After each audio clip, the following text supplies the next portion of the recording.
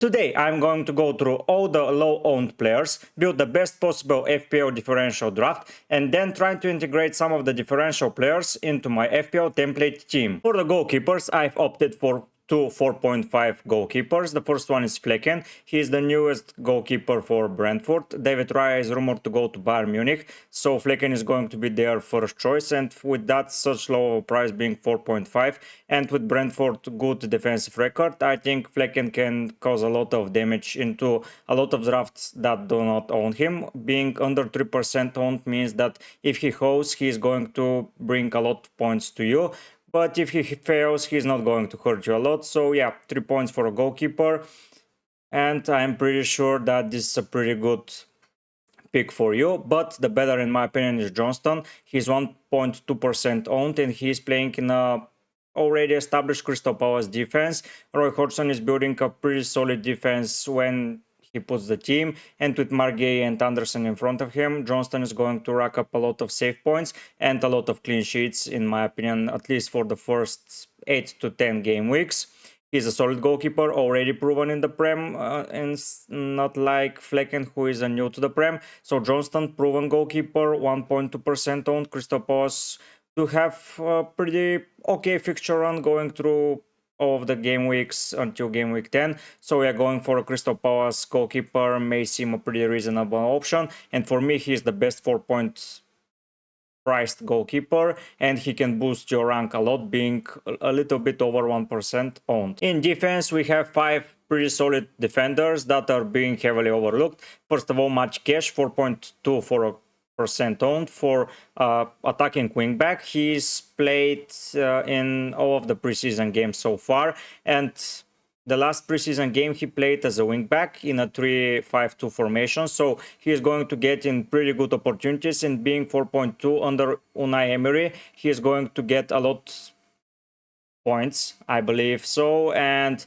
if you're sleeping on him, it's going to be pretty harsh when he scores a lot of points, because I believe with so many good center backs, going for the 3 center backs is a pretty viable strategy, and then they can just put a lot of players in midfield, and Cash can operate right down the flank and be the only guy on that right flank. And he already scored a goal, he's providing assists, and with that such a low percentage, he's going to be a pretty good differential pick in my opinion. But wait and see, because the fixtures are a little bit tricky and they may get a little bit rough, and going for such a player that may not get a lot of clean sheets and maybe even rotated somehow, I don't know how, but he may. So yeah, wait and see. If he's still playing around the 5th or 6th game week when Aston Villa fixtures turn for the better, go for Match Cash, because he can rack up a lot of points, and I believe that he's going to be a pretty good player this season.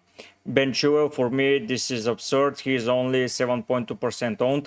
He's scoring goals, he's providing assists, he's taking set pieces, he's keeping clean sheets in preseason, he's playing pretty regularly, he's playing like a left winger basically, he's getting in so many scoring chances, and for me he is going to be in my draft for sure. 7.2% owned, it means that when he gets the points, I'm going to get a lot points from him.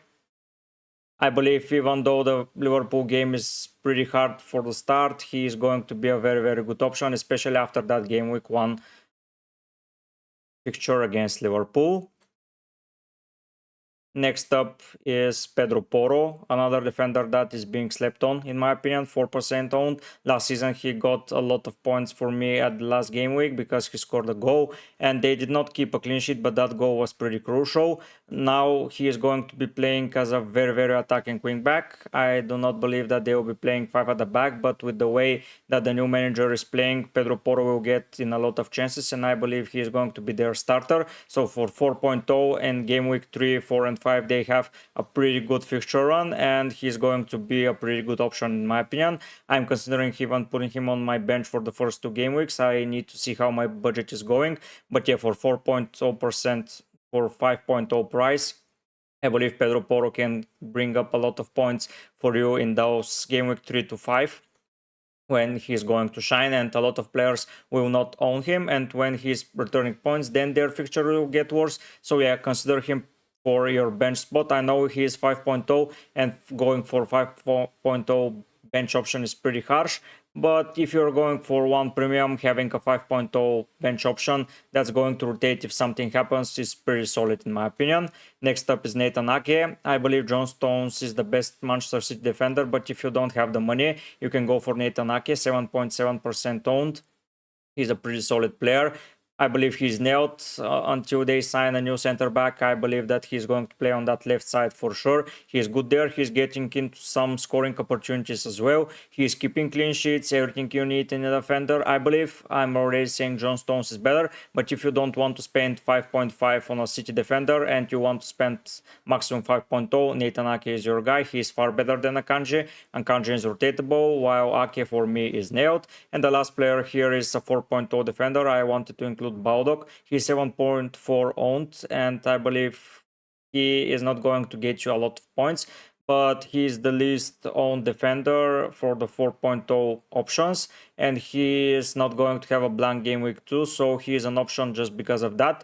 Because if you need something for game week 2 to play, and if you are going with two 4.0 defenders on your bench, Baldock will be required for your draft. But if you're going with a solid option like 4.5 to 5.0 bench option, Baldock is not needed. But if you're going for two 4.0 defenders, Baldock should be one of the defenders because he's not having a blank game week and you don't want to go into game week 2 without a defensive option on your bench because anything can happen. So yeah, those are the 5 defenders. There were some other options, but I believe for the price and the low ownership, those defenders can boost your rank a lot and really boost your rank, and they're going to play and they're going to provide a lot points. Next up in midfield, we have another plethora of players that are being overlooked in my opinion. First of all, Bowen have a pretty good fixture run for the start of the season. The first 4 fixtures are pretty favorable apart from the game against Chelsea in game week 2, but for 5.7% owned, for 7.0 placeholder basically in your team, he can do bits. He's doing well in preseason. He is their talisman right now in my opinion. So yeah, they're not going without Bowen. So for me, 5.7% is pretty low percentage for a player with such high caliber skills, and being template player for me is not something like 25% owned, and a differential player like Bowen can increase your template overall rank basically because he's going to rack up so many points. He's a talisman as already mentioned. He may take penalties when Benrahma is off the field, so this is something he can add into his pockets as well. But for now, Benrahma is the nailed penalty taker, but he's not nailed to start every game or to play 90 minutes, while Bowen in my opinion is. So Bowen is a pretty solid player. Heung-min Son, 5.2% owned, being 9.0.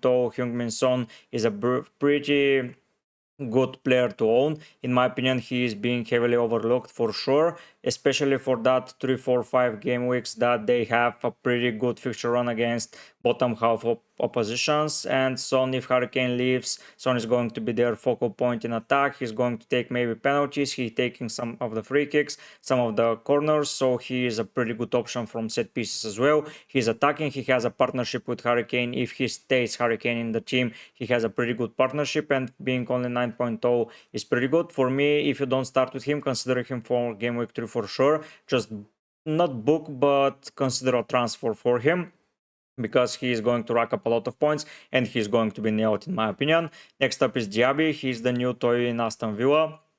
He already scored 2 goals. He's playing out of position striker. He's playing off Ollie Watkins, and with them having a tougher fixture run at the start and Diaby just having the speed to attack on the counter, is going to rack up a lot of points, and when their fixture turn for the better, he's going to be pretty highly owned. But for now, he's only 3% owned. I believe that many people are sleeping on him. I cannot find a space for him. I have to drop maybe one of my strikers and then introduce Diaby. But yeah, Mbeumo, Mitoma, they're the same price range. Diaby is not proven yet in the Prem, so maybe that's why a lot of players are cautious.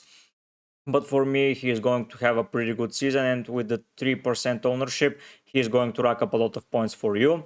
Luis Diaz, he's a pretty good player in Liverpool side. He's for me the nailed left winger in their side. He's going to score goals, he's going to provide assists, and he can cover from Mohamed Salah. In my opinion, if you don't want to own Darwin or Salah, Diaz is a pretty good option. Under 6% ownership, he's going to rack up a lot of points, especially in game week 2 when they face Bournemouth. And I believe Bournemouth will get not maybe the same battering that they had last season, but something pretty similar. And not owning a Liverpool asset will be very, very hard to swallow if they return big. So at least owning one player is pretty good option. You can integrate him in game week 2, but for my opinion it's better to set up from game week 1, because it's not good to set up for so many fixture swings from the start, because if you set up for Chelsea swing, then for a Spurs swing, then for a Liverpool swing, you are going to take hits, while you can just sacrifice one game week when they have somehow a bad fixture, and then you can focus on the team otherwise and be prepared for anyone that emerges as a good option. And for me, Luis Diaz is going to be a very good option, and we're going to sleep on him because I'm not going for him, let's be honest, but he can be a very, very good differential option for your side. And finally, Havertz, he's the new shining toy in Arsenal's attacking lineup to say. He is going to be playing as a shadow striker behind Gabriel Jesus, and he is going to attack the channels such as Odegaard. Maybe Havertz is going to attack the left channels, Odegaard the right, but Odegaard is way more pricey and Havertz is a little bit cheaper. Yeah, Odegaard is the captain, he's taking some of the free kicks, but Havertz for 5.2% ownership and for 7.5 he's a pretty good option, especially with their start of the season's fixtures. The first 3 games are considered pretty easy: Nottingham, Crystal Palace and Fulham. I believe they are going to score a lot of goals, and Havertz may be involved in a lot of them. I don't see myself starting without 2 Arsenal forwards / attackers, midfielders or forwards, so Havertz is considered highly as an option. I like Martinelli and Odegaard for now more, but Havertz for sure is an option. There are some other players that didn't make the draft, but for me those 5 are going to increase your rank massively because they're going to return points and we're going to sleep on them for sure. If you so far enjoyed my differential picks, please click that subscribe button. You are going to help me a lot into my journey of being FPL content creator. And now let's go and discuss the strikers. First of all, Jackson from Chelsea, 8.3% owned. Nkunku and Jackson are going to be a dynamic partnership for sure. He's already scoring goals, providing assists, he's holding the ball good, he's strong physically, he's pressing good. So Jackson is going to be similar to Drogba in my opinion, while Nkunku is going to attack the channels as a shadow strikers. Both are forwards in the FPL game, while Nkunku will be dropped a little bit more down into the midfield to provide the ball, but attack those channels as already mentioned. But Jackson, if he, let's say, takes penalties, I'm not sure that he's going to. I believe there are other people that are going to take them in front of him. But yeah, Jackson, 8.3, good to own. He's scoring goals, he's showing good physical features, so he's going to be good for the Prem. He's, like I said, like Drogba, solid, built well. He can attack the ball with head, with both feet. He can just hold the ball, then go behind the line. He can do everything, and for 8.3 he's racking up into the over 10%, so he's not going to be differential anymore. But yeah, 8.3% owned, pretty good so far, and I believe he can boost your rank. If you don't have the money to go for Nkunku, you can just go for Jackson and feel pretty safe because he's going to rack up a lot of points. Pedro from Brighton, a new player into their side, 5.0% owned. I believe that he's going to be highly involved into their attacking lineup next season, maybe rotated with Welbeck and Ferguson. Maybe someone from the midfield will drop and they will play for 2-2-2 with 2 attacking mids being Mitoma and March, and then 2 strikers, Pedro, Welbeck, or Pedro and Ferguson. But for me, Pedro is going to play, and with the Brighton's good opening fixtures, you can invest in a cheap forward and just wait for his points. He's being solid, he is taking some action, and he's going to invest a lot physical power into their attack. So yeah, João Pedro is pretty good for your lineup if you want to own Brighton forward for a very cheap price, and you will not care basically if he's going to play each and every game 90 minutes. But for me, Mitoma is just better because in my opinion he's nailed, at least for the first couple of game weeks, because Mitoma is their best player in my opinion. So yeah, Pedro, a pretty good solid second option for your attacking Brighton options. And finally, Wissa, 6.0 forward from Brentford, 4.0% owned. I believe that he's going to score a lot of goals, especially before the Christmas break, because whenever he gets a chance, he is scoring goals. Yeah, he is facing tired oppositions, but now starting from the start, he's going to have better opportunities and more opportunities for sure. There is another player that is targeting his place, but for me, Wissa is going to be their starter next to Mbumo, and maybe new players are going to integrate around him. But yeah, Wissa a pretty solid option. For me, the best option from the differential players is going to be Jackson. But yeah, the other two options are pretty solid. Basically, their minutes are not short and they're not too short, but keep open mind because they're pretty cheap and they can just drop on your bench and rotate with your maybe 4 defender. It's up to your opinion, but for me, those 3 differential strikers are going to hurt us a lot, especially the ones that we don't own, and the players who own them will rack up a lot of points while they are owning them. If you think that I missed some player, write it down in the comment section. And now let's foresee how the template draft is looking right now, and then try to integrate some of the differential players in it. As promised, here is a differential draft. I will go quickly through it. Ramsdale in goal, Trent, Estupinian, Shaw, and Stones in defense, Saka, Rashford, Mitoma, and Mbumo in midfield, and Haaland and Jesus up front. The most owned player is Haaland. In midfield it's Saka, and in defense is Estupinian. It's stupid to go without them. Maybe you rack up a lot of points, but if they provide something of a big return or a big haul, you'll get hurt. There are some players that you can drop just to change the percentage and pick some of the players, but for me, that is the template, and for me this is the best template draft that you can prepare. It's a 4-4-2. You can put some other players in it, but yeah, we're not going to talk a lot about the template draft. And now let's go and see how the template draft is looking with some of the newly integrated differential players in it. Here is the draft with some of the FPL differentials introduced in it. First of all, in goal, you can go as differential as you like, because none of the goalkeepers are going to be as highly owned as some of the outfield players, so you're not going to lose a lot of points if a goalkeeper provides a pretty big haul. So going for Johnston for 1.2% is going to be a pretty good option. You can save money from the more template option being Ramsdale, Onana, Ederson, or Alisson. Going for 4.5 differential player that is a little bit over 1% owned is going to be pretty good for your rank. So maybe if you need some money, consider swapping your goalkeeper for a 4.5 differential. Flicken or Johnston for me provide the best options in goal for that price right now. In defense, I swapped Trent because I believe that Chua is going to provide more points than him. He is cheaper, so you can invest some of the money out elsewhere and going outfield. You can rotate this draft however you like, and for me, Trent is going to play in a 6 row like the Fabinho row, so he's going to be a lighthouse that is going to distributing the ball. Yes, he's going to get some assist, maybe score a not free kick here or there, take corners, and all the Trent stuff that he does, but not attacking those channels such as Soboswai or McAllister is going to hurt his potential a lot, in my opinion. So yeah, Chilwell will be down that left side bombarding. Yeah, the injuries may hurt Chilwell, but if he is injured, you can easily swap him for another left back from Chelsea or another right back or whoever you want. So for me, introducing Chilwell instead of Trent is a very good option, especially after game week 1 when they both of them clash. So it's whatever if you own Chilwell or Trent, and after that the Chelsea fixtures are way better in my opinion. The midfield stays the same. Saka, Rashford, Mitoma, and Mbumo. In my opinion, you can swap Rashford for Fernandes and Mbumo for someone else.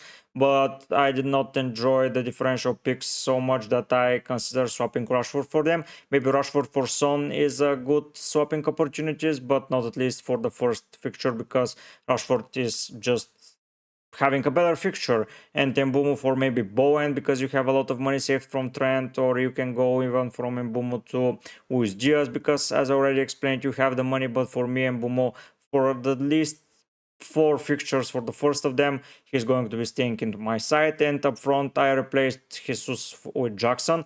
In my opinion, Nkunku is a better option, but he's more expensive. But if you have the money, go for Nkunku. But for the sake of it, I opted to pick Jackson because in my opinion he's going to score way more points than Jesus, even though he is playing in a worse side, at least for the start of the season. For me, Jesus is not nailed as a 90-minute player. He's not having such a good scoring opportunities going forward. So for me, Jackson is the option. If you enjoyed the draft and enjoyed the video as a whole, please subscribe to my channel. I'm trying to reach 400 subscribers before the start of the season.